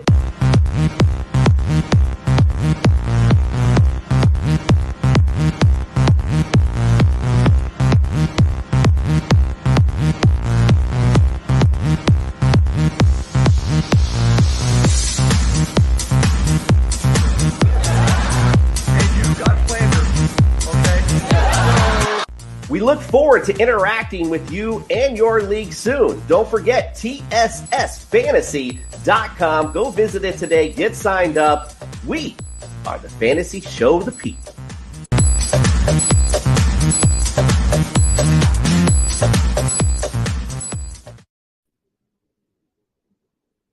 Always gets me hyped every time I see that as well too. And as a multiple time fantasy league winning GM, I look forward to that next season as well too. I look forward to bringing in a few trophies. Well, I'm glad we have these commercials so we can see what Jason Cooper looks like when he's not choppy from his internet. But Jason, welcome back to the program. How are you, man? Good. Can you hear me is an important question. We can hear you. All right. Good. Just let me know anytime if I start to go out so I don't sound silly. I just wanted to point out, though, 2 things that I couldn't get in because of my internet. DJ hit it right on the head. Why did they not pound the rock down when they're, down there? It was effective. pound the rock up the middle. You had your big boys there. You got them tired. So the Lumberjacks, I think, missed out an opportunity there. But let's also point out great roughneck goal line defense has kept them in this game and opportune turnovers as well. So great job by the Roughnecks keeping themselves in this ball game. And I mentioned prior to it, this was the score of the final game last time. So if we have a boring second half. All the pressure right now is on the coaching staff of the Lumberjacks. Leonard Williams, the head coach, Roger Kelton listed as the offensive coach. And it seemed like there the whole second quarter, basically, the Roughnecks figured them out. Ryan McCarthy mentioned it there at halftime show as well. And DJ, what do you expect to see out of this offense from the Lumberjacks in the second half? Will they break the code, or will they be stuck in what they were doing the whole first half? I'd like to think the first play they're going to come out and run like just halfback dive right up the middle and have one of those 250-pound plus backs just go forward and make life difficult for everybody. But it's been so Derek Banks has been so effective all year. I feel like it's going to be really hard to steer away from them. Like their entire playbook is Derek Banks saved the day probably. So it's probably hard to draw things up in the sand at this point, but maybe just some slight variations, move the tight end, move something just to give him that little extra bit of space. Because we saw him pull a few Houdini acts in that first half. Just give him a little bit of room to make some magic. Yeah, and we talked about the league MVP possibilities throughout the game so far. And with AJ Esther not having a chance to play in the playoffs because of the forfeit with the Rattlers, maybe Derek Banks can seal it up here with a big second half as well. Speaking of the second half, let's get to it. Second half football in LFA. Monday Night Mayhem playoff matchup. 14-8 is the score. Roughnecks over, and we're right into it. Here we go. First play of the second half. And the official says the same thing I'm saying. What is going on here? Smooth transition from the truck there, Vince. Yes, they were ready to go. Interesting. The official here is having more of a conversation and argument with the player versus anything else. And I don't think they're going to call anything or do anything. Whatever happened, maybe they weren't ready. The referees weren't ready for the snap. But now it looks like we are ready. I wish we could have got a freeze frame of that ref making that hand gesture, because he was literally doing the LeBron and J.R. Smith meme right there as well. Too. Like, yes. What are you doing? Like, we have not even lined up yet. I'm still standing and looking this way. You need to wait for me before you snap the ball. Call us ESPN. We get LeBron James in somehow. Here we go. Derek Banks back to pass, throwing to the right side. He's got a man who's going across the field instead of forward, but he gets several yards there. It's DJ Pope, I believe. No, it's not. I apologize. It's Marvin Carter with the catch and about 8-yard gain there. A good play with the defense all up in Derek Banks' face. He gets the ball out and a big completion. Yeah, not only that, he showed great arm strength because his arm was actually hit as he threw the ball. So able to deliver, as you mentioned, with the pressure in his face and hit his arm. So great throw. Banks now looking. He's going to hold on to it straight up the middle for a couple of yards. And DJ, I don't know about you, but I sure liked the first half better when Cooper's internet wasn't working. You know, it was I won't say it was better, but it was definitely a lot calmer and a little bit less reckless now as well too. But and it was a little more tame. But I will say one thing he did point out is that was fantastic arm strength from Derek Banks, considering the defense is keyed in on exclusively him every single play, no matter where everybody else is going. So getting that ball off in a catchable manner was a fantastic effort. Devontae West in the backfield with Banks. Banks takes the snap. He's going to read. He's going to give it straight up the middle again. They're trying what you said, DJ, to go straight up the middle. Not a lot of success on that attempt. They do get a yard or so, but I still think that's the right move right now, because the more they pound the middle, the more that outside is going to open up as they have to make the adjustments for it. Especially when those edges are lining up, not in like a wide 9, but like a wide 15 with how wide they are. They are not, like you can see right now, one of them is lined up as a corner, basically. They have 2 down linemen and everybody else, they're lined up on opposite hash marks. So you have to go up the middle at this point. So you just have to hope your 3 could beat their 2 at this point. Back to pass, throwing it over the middle, and that middle is wide open. And I was getting ready to, well, you're not going to believe me. I was getting ready to say that. You got to attack the middle with the pass game, because I know the argument already. Flag on the play, though. But with those guys out there, and with you doing that constant running, if you can get somebody in the middle of the field and they can make a good pass, they're going to have some space to run. But it looks like penalty on the Roughnecks, offsides. I believe that or the Macarena, but I'm pretty sure it's offsides on the defense. And so another opportunity here for the Lumberjacks. Well, to your point, Vince, that receiver was wide open. If he could have made that play, who knows? He might be taking it to the house right now. But, unfortunately, ball's tipped and goes nowhere. Now we're going to get a run as the wide receiver comes across. Jeffrey Flournoy, who had a huge play in the first half. He's going to bring it around to the left side and a gain of a few yards. I think that was there a fumble there, Vince. I believe we do have a fumble. You're right. They're going to turn the ball over. It looks like the Roughnecks take over. I was so happy about a positive yardage run. Didn't even see the ball come loose. And we've seen the officials miss some of those fumbles this year. But this one is a turnover. No one's arguing. And it looks like Ortiz is ready to march now for the Lumberjacks, trying to extend that lead for the Roughnecks, and an opportunity now to go up 2 possessions. That's a backbreaker for the Lumberjacks. You had a chance to get down, tie the game, get something going. You had a chance to bounce back. You found a little bit of momentum here and there, a few good plays, but thank God my internet's back, or we wouldn't even known. Jeter in the backfield. He's the quick back, and they're going to look to give it to him, and he is swallowed up immediately. That play, big old number 33, Jamad Armstrong. DJ mentioned him in the pregame talk about him being a bruising running back. In this case, he comes in as a bruising defender and absolutely hammers Jeter. Goes from being a bruising running back to bruising running backs on that one as well, too. Absolutely stonewalling him right at the line of scrimmage, making it maybe a yard, if even that as well, too. So they're going to need more plays like this to get back into this game. So he's taking it upon himself to get things right. Weston Bigby in the game right now. He'll line up. Let's see here. Oh, that's a turnover. Jason didn't see that one. That's a turnover. Banks is back in there at quarterback. He's going to hand it off and a run around to the left side. Even the drone didn't see that one happening. And just like that, the Lumberjacks take over. I apologize for not catching it till the snap. But I'm sitting there looking at it and say, oh, my goodness, that's the offense on the field.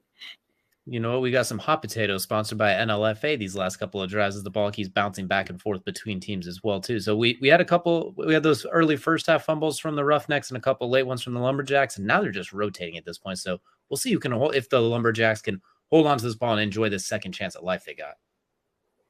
Yeah, I still do appreciate that they brought back Eazy-E for the reffing for the sideline. I really do appreciate it. And Vince, you should be happy my internet's back, because now you can learn about 90s hip hop, and I can bring you into our world a little bit. I mean, Eazy-E was a cool guy, man. You got to Google him, check it out. It's a good story. You might want to check it out sometime.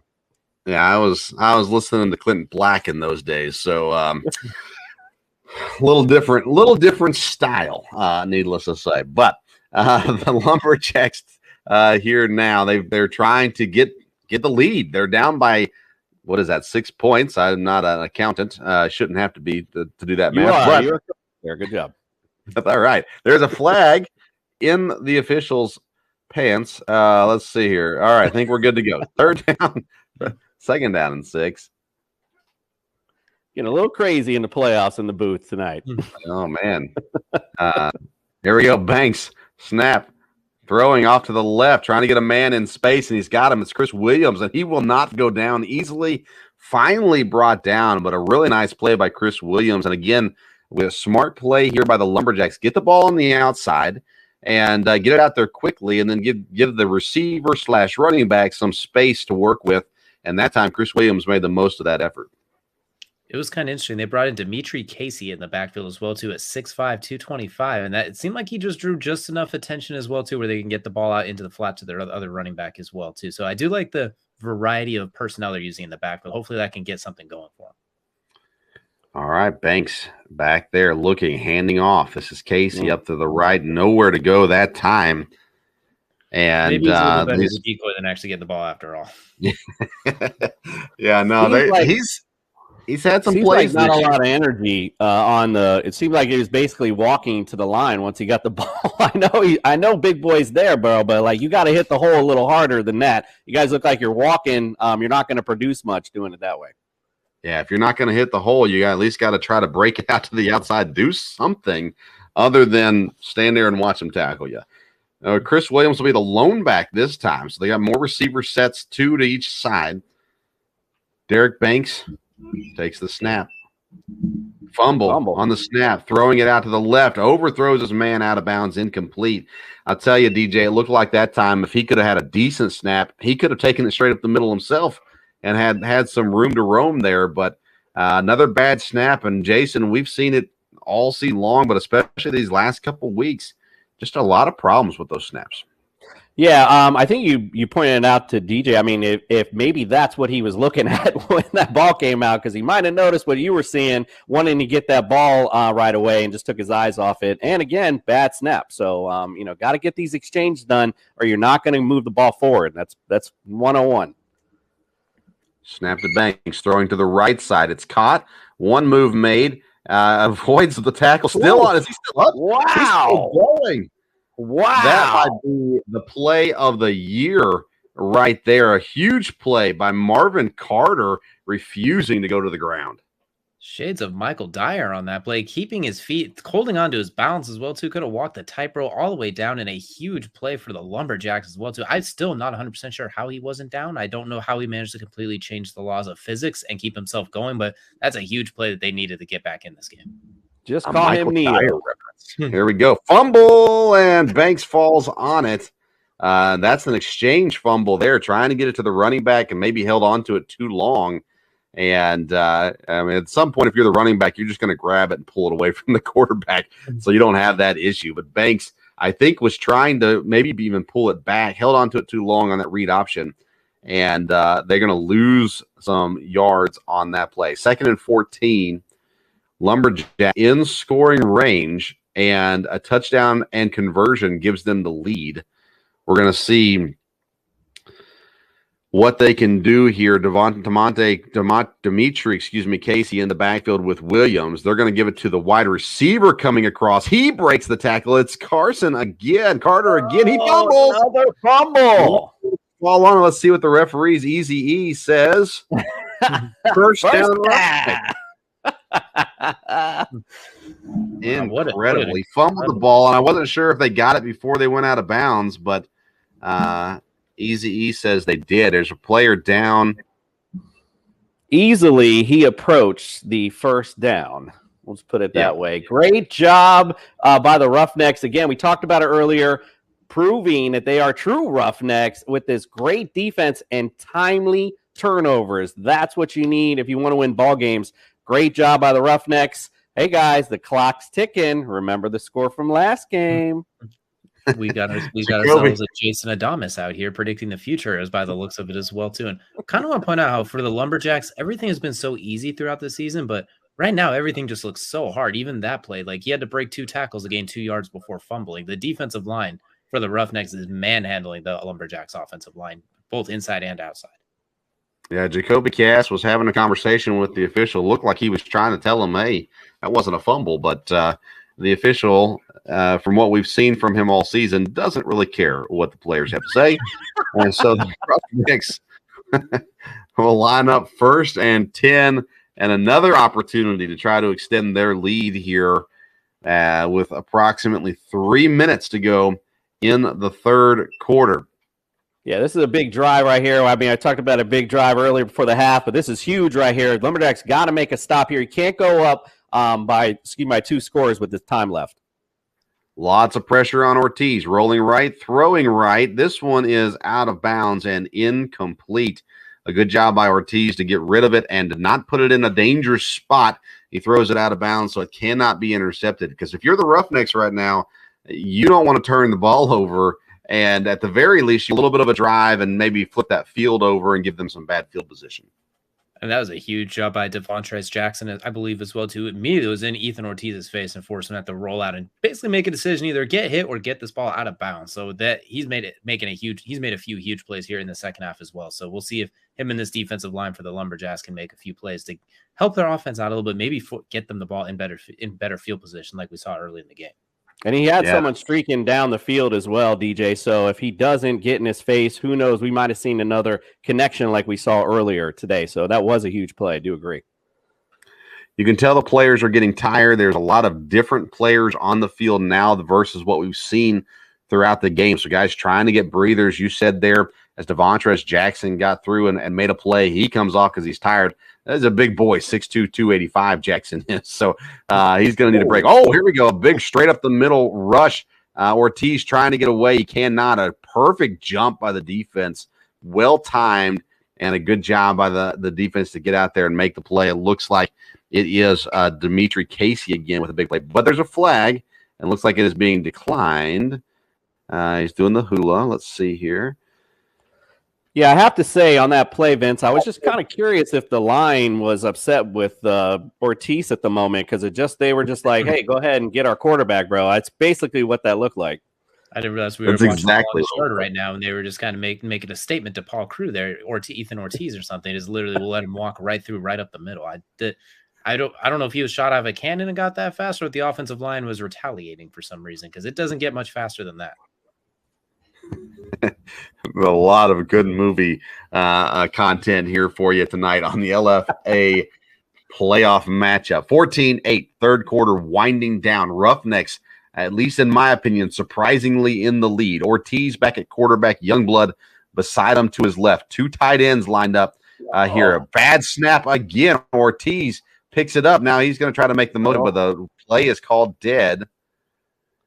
And that's huge, Vince. That's huge. They called that down. Ortiz had all day to run. I'm not sure what happened, but that could have set up for a huge play for the Roughnecks. So it looks like we got a flag. I might be why. I'm kind of curious how many yards and plays were left behind because of bad snaps or something like that. So I wonder how many big plays were just kind of that we'll never know exactly what happened because the ball ended up hopping to the quarterback.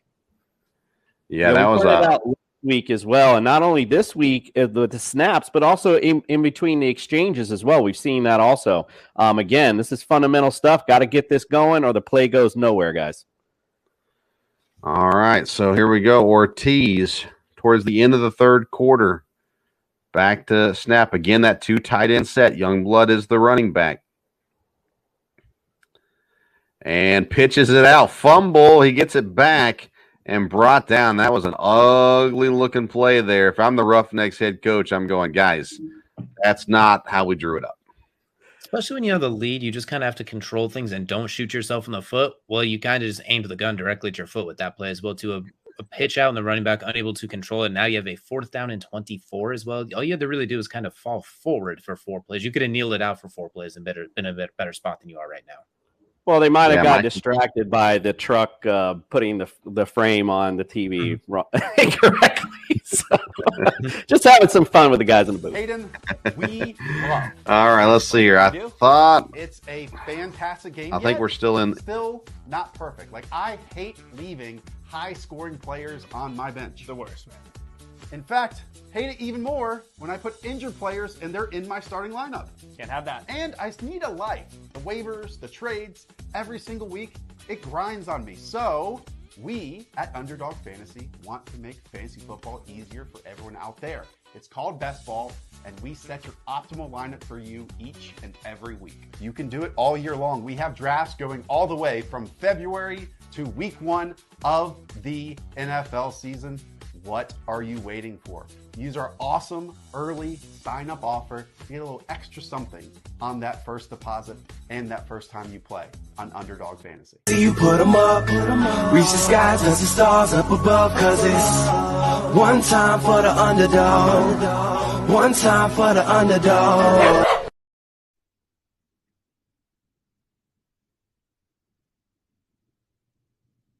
To LFA, NLFA playoff football. We are firing some people when this game is over. We are back. We're back at it, getting ready for championship weekend. Who will face off against the Bombers? It's currently 14-8. Jason Cooper has been predicting the final score of this for a long time. We're going to punt it away here. We gave you the commercial break because of the end of the third, but we actually haven't switched ends of the field yet. So we'll see how that shakes out. Decent punt. Out of bounds. Very good punt. Fantastic punt. Exactly. Yeah, great punt. Great job there by the Roughnecks. That was a good change of field position for them. Again, as you pointed out earlier, it's getting hot and it's getting late. Going to have to make a play. Mr. Banks, we're calling on the MVP. Let's see. Yeah, if he wants that trophy, now's the time to go get it, and it's there for him to take for sure. And now the whistle blows. Now it's the end of the third quarter. We're going to keep it here, though, if that's okay, Mr. Truck Person, who tried to cut me off before. She said I was wrong. Anyways, we're back at it. I'll tell you what, guys, this has been an absolute blast this year, being able to be a part of the NLFA and to be a part of this great game now as we head down to the final stretch of the season for this teams. We'll talk more about the other sports that we have going on as well on Belly Up TV here in a little bit. But you said it already. Banks now in, looking for that MVP moment. He's got Devontae West to his right. He's going to throw it quickly to the left. Caught and whistled. I think they ruled it incomplete. Okay. That's Jeffrey Flournoy, the intended receiver on the play. Must have been thrown low. Good pressure again by the Roughnecks. DJ talked about it, that attack on the outside that they're setting. They're coming in attacking. That's what you saw there. He wasn't able to get the throw off, and that's why you saw the incomplete pass. The offensive linemen are not they're not doing their guy any favors right now. You're blocking, you really have to block two guys, and it's the two middle guys, and then move so you can go up the gut. But right now they're getting absolutely manhandled and leaving everybody else to roam around the outside. So they got to find a way to get something changing on the interior offensive line. Yeah, and they're trying to counter that basically the fact that the offensive line's not blocking by those quick throws to the outside. But eventually, with these guys, they're lining out there basically like slot corners. They're going to be able to jump that pass and make something happen with it if they're not careful. Derek Banks in shotgun. Gives it to West up the middle. That's what we've been looking for. It's what DJ's been calling for. A big play by Devontae West getting up the middle there for a solid gain. It looks like about 6 yards. I will once again take my offensive coordinator paycheck in a briefcase if any of these NLFA teams are looking. So at this point, you just have to get a little bit of a push, and you got to trust your running back or your ball carrier or your quarterback to simply just get up the gut and beat those outside guys that are basically playing nickel corner just to get upfield before they can get around the edge at this point, because you can't keep going around the edges. It has not worked at all in the second half. Yeah, and it's getting late, like I said, getting late, and it's hot. Again, pound the rock, get it to him. Let's see what Banks can do, though. He's looking to pass, going down the left side. Oh my God. He had him. In my little bit of time playing football, I know that's one of the more difficult catches to make. If you're running down the sideline, looking to the right, then try to turn around to the other side, it's very difficult to get back your focus to that ball. So, unfortunately, it drifted on him. That's one that Derek Banks is going to look back and be kicking himself where they couldn't stick it right on him as well, too. That was probably their best opportunity to get a big play strike. So we'll see if they can maybe draw one up, but it's going to be tough to get too much easier than that one. Man, that one, what an opportunity missed there by Marvin Carter, who made a big play earlier in this game as well. Now looking again to the left. Now got a man.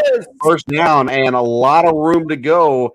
Finally brought down there, number 23. It's Jeffrey Flournoy again. He made a big run earlier in the game, and now a big catch and run afterwards. First down and a huge opportunity here for the Lumberjacks. You mentioned it earlier, Vince. They missed it on the one play way earlier in the game. They set this up earlier, and you talked about it. You want to set up the pass attack, get him across the middle on a slant. They got it that time. Look how far he went. They're in great field position. That's honestly the perfect answer back after missing the big play right before. You get a different type of big play right afterwards, and you follow it up with that much asked for run up the middle for a couple of yards. Run up the middle to Devontae West again. They get some positive yards on the play. And now the Lumberjacks, they got that momentum back going for them. One of our listeners just commented, Banks shouldn't get the MVP. He threw it over the wrong shoulder of the receiver, but he made up for it the next play. Here we go. Now we're looking to run to the right side this time. Oh, we got something happening. Running up the right side, eventually pushed out of bounds. Dimitri Casey getting the carry here. That was one of the few times they've been able to get around the edge and actually get it sealed in the second half as well, too. So a great job blocking there and taking out the edge defender, even though the edge defender had a good probably 3 to 4 yards of head start on him as well, too. So great blocking on that play to give him a little bit of space. Lumberjacks doing a little Muhammad Ali, jab up the middle, and then hit him with some uppercuts on the outside. Let's see if they can put it in. 3rd and 3, big third down. I said the wrong Casey for what it's worth. Dante Casey with the carry. He's going to get another opportunity around the right side. Tackled there is made, but another couple yard positive gain there. Weston Bigby with the tackle, but another run there by Casey. That's a big first down right there, too, it looks like. So second and 5. I'm not sure what's going on there. I thought it was first down. It looks like we got a 2nd and 5, apparently. So, getting closer to the goal line. Let's see if they can punch us in. I would we like don't to have see a great angle where on we sit. this play. Just saying. All right. Whistle blows. Timeout. Timeout is called for. Make sure they get it right? Sweat glistening in the hot Louisiana sun.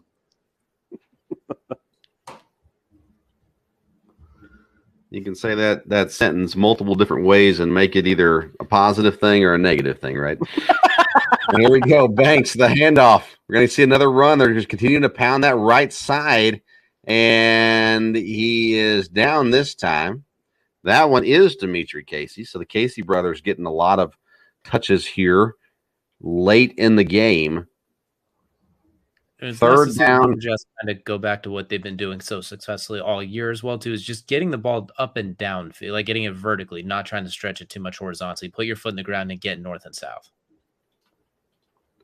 Yeah, we pointed out the last time they stalled the drive, it was that was that same thing. Got a little too cute, pounded up the middle. You're here. You can see, look at the Roughnecks, got the hands on the hips. They're tired, attack. Let's get this in we're the Lumberjacks.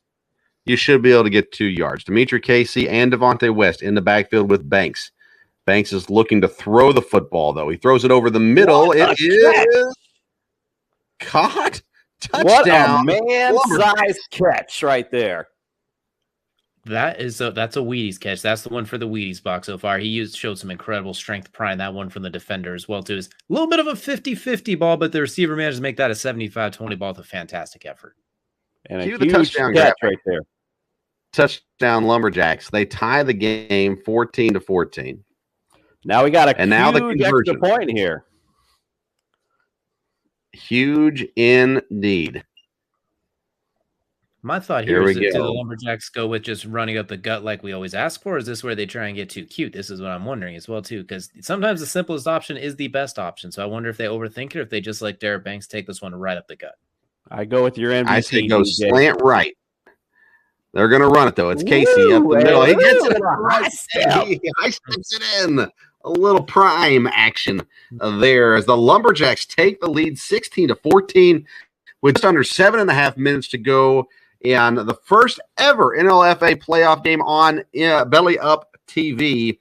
And we have a doozy of a game here, fellas. Wow, what a score late. I mean, guys, we've been waiting for this all season, and now we get it in the playoffs. This is what we're talking about. Exciting football in the playoffs. Easy E on the mic, and DJ with me as well. What you think, brother? I got to say, too, one thing that I'm really curious about is that was a very, very taxing drive for both teams. You could see the hands on the hips, the sweat pouring down, the helmets coming off as well, too. For the Roughnecks, you guys that are playing that both ways, you got to find a way to get second wings. You got to go down the field quick, fast, in a hurry. If you're the Lumberjacks, you can't get tired and give them too much time, and you can't get lazy, too. So I'm really curious to see how the war of attrition plays out on this drive specifically. You're right. And the Lumberjacks, they have a little bit of a deeper team. They've got more guys that have played at least throughout the season and given valuable minutes and snaps throughout the season. So it would seem that they have maybe the fresher team at this moment as well. And now they have the momentum going their direction as well. So now Ortiz steps up behind center. He's got Youngblood to his right. We have a delay of game apparently called. That's not the way you want to start this drive if you're the Lumberjacks with a penalty and especially a delay of game one at that. We got to get out and get on the field and get these points up, fellas. Jason, you and I have called several games together this season, and we've seen this happen over and over again. At the time where they needed something positive the most, they start going the wrong direction. They start going backwards. Ethan Ortiz now gets the snap. This one they get off. He hands it to Youngblood. There is nowhere to go. Byron Turner all over him. And 0 yards, as a matter of fact, and possibly negative yards on that play for the Roughnecks. that you could see on this one, the Lumberjacks defense almost getting a second wind after seeing their offense score and get into the end zone as well too. So maybe we see this defense even crank it up to 11 here just in the nick of time as well. And see if the Roughjacks can bounce back. I mean, second down and 15, 16 or so, this is not where you wanted to be unless you got another one of those miraculous big plays in your back pocket. You're ready to break out here. And with 5 minutes left with a running clock, why are we running the football, may I ask? Noah Stanley is out to the right. He's the one that got the big touchdown pass earlier in the game. They're going to look to the left this time, and it's caught by DJ Pope. I've never met a DJ I liked. Oh, I'm sorry. And we are back. Positive yards for the Roughnecks. And there's at least a pass play, Jason. You asked why they were running the ball. But at this point, I mean, you're only down by 2, so you just got to get some positive yards. So let's see what they do and how they work. They can still march. They got time to march, and you don't want to leave any time on the clock either. But you don't want to shoot yourself trying to take time off the clock. Ortiz snaps, going left, wide open down the left side. And this one's incomplete. He had two receivers streaking down the left side, and he can't hit either one of them. Had he thrown that one on the inside, that's a touchdown. Agreed. He had the guy. I think he just got a little too happy feet, went to the outside guy. If he goes on the inside, that's money touchdown. And by the way, Vince, you should watch how you speak about that player, because especially you with the last name of Pope, that might affect your broadcasting ability. So I just wanted to throw that out there. Well, I'm a Baptist preacher. We don't care about popes. Tavarius Harris was the man on the outside who the pass was intended to. DJ Pope on the inside. And, man, when he threw that ball, I thought Pope had a touchdown. And then all of a sudden the camera spun and the ball went to the further outside, incomplete. Very fortunate there for the Lumberjack defense because nobody had Pope going up the middle there in that slot roll. Big fourth down for the Roughnecks. Rolling left, pointing left, now running back around. I've seen this before, throwing it up, and it is either intercepted or incomplete. Either way, it's going to be Lumberjacks ball. They're going to say interception. Easy E says that's an easy pick. First down for the Lumberjacks. Great job, Vince. You're learning as we go. I love it. Evolving, would you say? And I think, unfortunately, that was more of an Ortiz trying to make something happen for the Lumberjacks. Hey, guy, listen, you got better field position if you just don't catch the ball. I know you want the stats, but, hey, it's team football here. Let's go. No, I'm 100% for the stats too. So you got to get paid still. You got to get paid. It's a new set of stats in the playoffs. So go get your pick, youngster. True story. You got more room to kill the clock now. True story. Cornerback's got to eat too. All right, here we go. Lumberjacks take over now with the lead. They're looking just to run clock and not do anything stupid. And I trust Derek Banks to not do anything stupid. Let's see what they do. Snap, handoff, straight up the middle, and successful play number 1. Even though there's not a lot of yards in it, Devontae West gets back to the line of scrimmage, and the clock will run. Delonte West doing the exact opposite of what I just saw a minute ago, doing what you're supposed to do. Put your head down. He's not looking to make a big play. He's looking to run that clock, put his head down, get down without fumbling the football. So smart football there for Delonte. And the Roughnecks are continuing to play that really, really wide edge as well, too. So you got to find a way to get moving up the field. As you did mention, there's some laundry on the field as well, too. Unsportsmanlike conduct. Oh, come on, guys. Come on. No, it's hot. Oh, this is not the time for it if you're the Roughnecks. That's not helping you in any way, shape, or form. They're going to get a first down now, and that's just going to allow them to ideally finish off this game unless something crazy happens. Well, but I would love to know. I would love to know what happened there, because again, your clock's running down. Game's almost over. Why would you do anything like that as a losing team before the snap even happened? So here we go. Handoff. Casey brought down immediately, but again, that's fine. If you're the Lumberjacks right now, you're just running clock. Yeah, absolutely. Yeah, it looks like they're just looking to close this game out at this point. Taking a little bit of wear and tear for his troubles at the back end of that. Is still catching a little bit of a hit just for the efforts as well, too. If he did keep it, they weren't going to let him get away with it. Yeah, I mean, you might as well just take a knee at this point. Timeout is being called now by the Roughnecks, so they're going to go with a 15-yard penalty. Then they're going to stop the run. Then they're going to call, and it says fourth down on the screen, but I don't believe it is fourth down. I believe it's second down after that penalty. I wanted to point out earlier on the pass that, we were talking about to Pope. Maybe there's a little bit of wind down there because we saw Banks miss earlier also in that same respect. So Banks takes the snap. They're getting fancy, going with that little jet sweep around the edge. Is he able to stay in bounds is the question I have. Getting close to that sideline he is, but you want to be very careful with those kind of plays. Don't do anything to risk stopping the clock. Our truck tells us that there was a little bit of talking to the sideline going on by Weston Bigby. That was the 15-yard penalty, or possibly somebody else. But nonetheless, it does not matter at this point. That was the best play by the truck all night, Vince. That was. They finally contributed something. All right, so we, of course, kid. We love all of the team here at Belly Up TV. A lot of great effort and work going into the broadcast, and we appreciate everyone's involvement with it. Now, here we go. It is 3rd down and 14. Snap. He's going to throw the football. Are you kidding? Wow. Almost intercepted as it gets tipped up into the air and then brought down, and I'm telling you, that is not smart. They almost saw this game, all this hard work, go bye-bye in one play, Vince. That definitely was not astute football for sure. That was almost a blunder bowl. We almost just saw this game completely flip on its head as well, too. I'm not sure what the rationale was. I know it's like 3rd down and a mile, but you don't need to get this 1st down on that play necessarily as well, too. You don't need to throw that. You don't need to risk anything. So the rationale behind it is, unless they're playing Madden and I just missed and you got to stuff the stat sheet a little bit, but very questionable decision making. Well, I think according to the truck, it's more like FIFA as we're going into overtime minutes, apparently, as we go. So 4th and 17. I'm surprised they haven't cut to a commercial yet. Throwing to the right, the dart thrown at the running back's head. Dodgeball there. He dodged it. No one's out. And turnover on downs. A really interesting play there by choices here by the Lumberjacks. I'm not sure what they're thinking there, DJ. It doesn't make any sense, even though it is 4th down still. I mean, I guess on 4th down you can throw it, but 3rd down doesn't make any sense.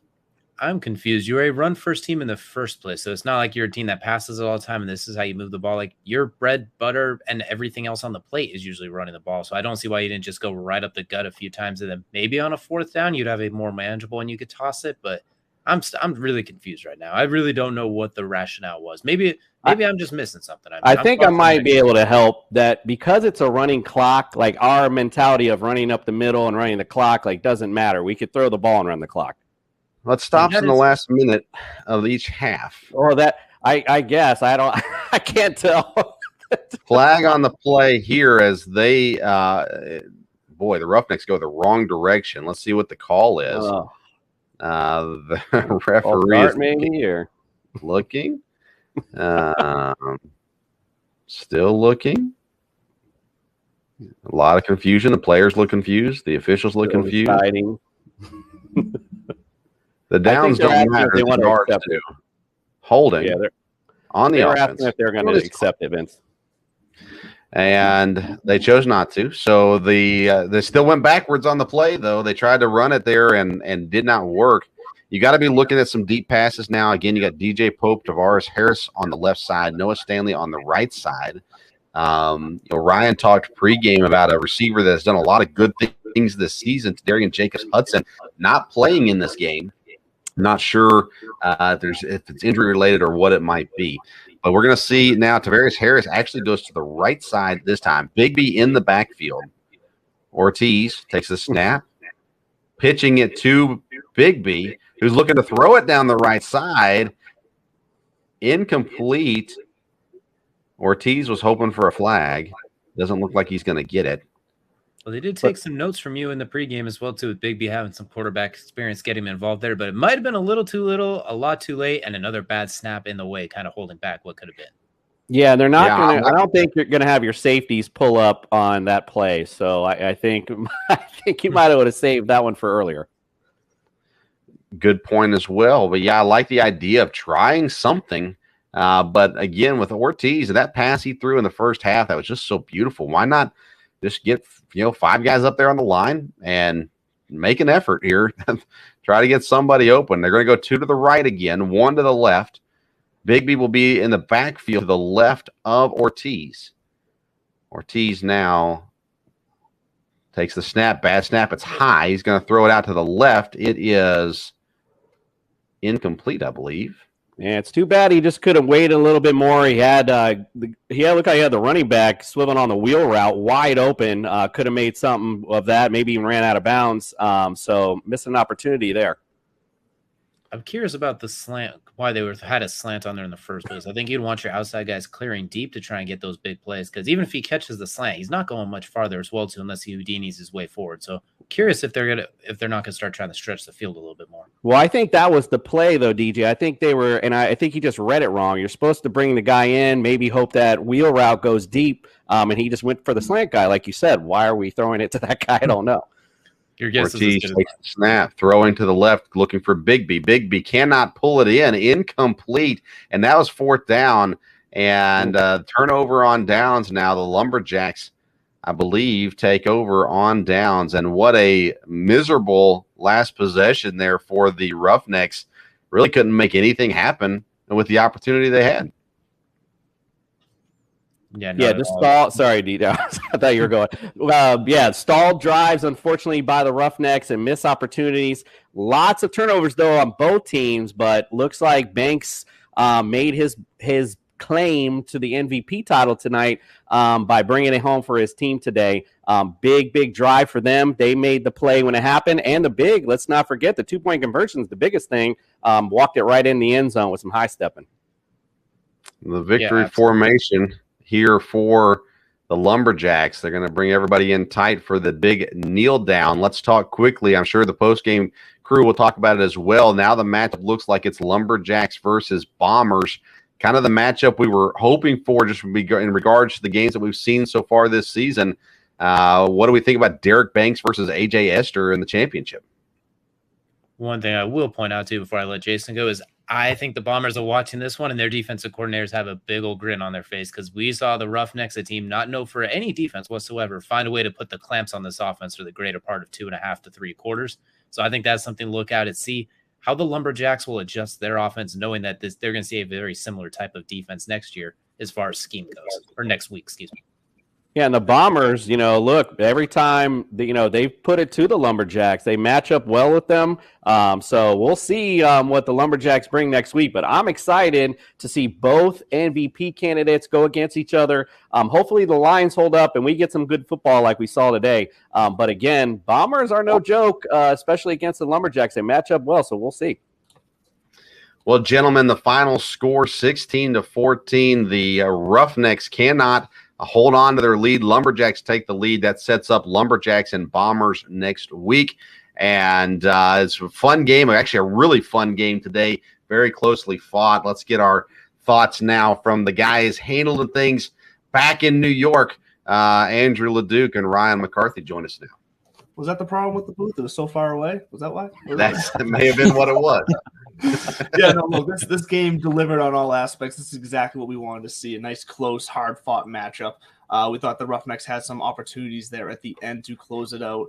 And ultimately, I think the bigger point I took from this is that the Lumberjacks did not look like the crisp, explosive team that we came to know them over the past few weeks of the season. And I agree with DJ. I think when the Bombers are watching this game, I think they've learned some stuff that they're going to be able to use to their advantage. And I think this is now, like I was saying pregame, I thought the advantage was going to go to the winner of this game, given how little the Bombers have played recently. I think we got a pretty even field if this is how the Lumberjacks are going to play next week. So I'm looking forward to a nice, close, exciting championship game. There should be a lot of offense in that game. How are you feeling, Ryan, about this now known matchup, Lumberjacks and Bombers? I don't disagree with you there. I think it was just a matter of the Lumberjacks having that run attack, just the ground and pound offense of Rex Ryan back in the day, just taking on the clock and finally taking advantage of the opportunity to punch it in when they needed to punch it in. So, but next week's going to be a banger, as they say in Great Britain. It's going to be a banger. It's going to be a fun one. I'm going to enjoy it along with you guys up in the booth, going to be commentating on the game. So, this is an enjoyable game. I kudos to Andrew on his prediction of taking the Lumberjacks in this game. I was holding my breath for a bit. because I wanted my prediction to come through. But as I said in the pregame, it was going to be ground pound situation. The Lumberjacks had to keep the ball on the ground. They had a big pass play on their last drive to keep the drive alive, and good on them. Best wishes to them in the championship game next week. It's gonna be fun. Yeah, don't forget too, like as you guys were talking, the Bombers effectively with the Rattlers not playing basically have a bye week this week. So, they're sitting around waiting, like you said, salivating, watching tape tonight, getting ready for this big matchup. It's going to be a tough ask for the Lumberjacks. Yeah, and I love that, like you said, Jason, coming down to the two probably most likely MVP candidates between Esther and Banks. We're going to get to see an air show, let them really take it on. And I think that's what the Lumberjacks are going to need. They're going to need to mix in some pass plays because they have just, like I said at halftime, they became way too one-dimensional in this game, and it really allowed the Roughnecks to stay in this and almost win this in the end. So I'm hoping they can mix in some pass plays so we can see some excitement and see some mixing it up. Yeah, one of the things we talked about in this game, too, is the Lumberjacks, they've got good depth, but there's no team deeper than the Bombers in this league. And what they can come out and do with the amount of depth that they have and with the how fresh they are, having not played, my sources tell me the Rattlers thought after watching Rich strike, they could just run in at the last second and score a touchdown in this game to make it to the finals. It does not happen that way. And but I think Bombers and Lumberjacks, and I don't mean this harshly against the Roughnecks, but that's the game I wanted to see. Two dynamic offenses and some really good defenses as well. It's going to be about who makes the least amount of mistakes in that game. But as you've already said, I think seeing Banks and Esther go head-to-head is going to be an absolutely blast of a championship game for the NLFA. I'm curious if the Bombers are going to have any issues with snaps. We saw a lot of issues with the snaps today. I wonder if having that time off, maybe a little bit of rust kicks in as well too, or if maybe they don't have they're not as much wear and tear and they're able to hold on to it. I'm curious if we'll see the Lumberjacks have a little bit better luck with the snaps, because how many plays do you think we saw left on the field from bad snaps? Probably a good 5,000 yards. It felt like maybe 6 touchdowns just left behind. So we'll see if there's just the most simple part of the game could be cleaned up for both teams next week. We pointed this out last week too, DJ. It's just this been a constant thing that we've noticed, and I've talked about that before. If you can't get that first fundamental down, the play goes nowhere. So as we've been talking about, I'm sure the Bombers have been watching, taking note of that. Once you get that simple exchange, we move forward, and we know what AJ Esther could do when he starts moving forward. So we'll see. Yeah, and I mean, it sounds cliche, but whoever's going to be able to protect the ball the most next week is probably going to be your winner of that game, and it's what it's going to come down to. The fundamentals of football is what we're going to see here. And, speaking of next week, we will have that championship game for you right here on Belly Up TV, same time, same place, same crew with some additional faces as well. We're going to bring out all the punches for you to get you the best product possible for what is sure to be an exciting matchup between the Lumberjacks and the Bombers for your championship of the NLFA. Before we sign off, any final words from my fellow co-hosts here? Anybody got anything to add before we sign off?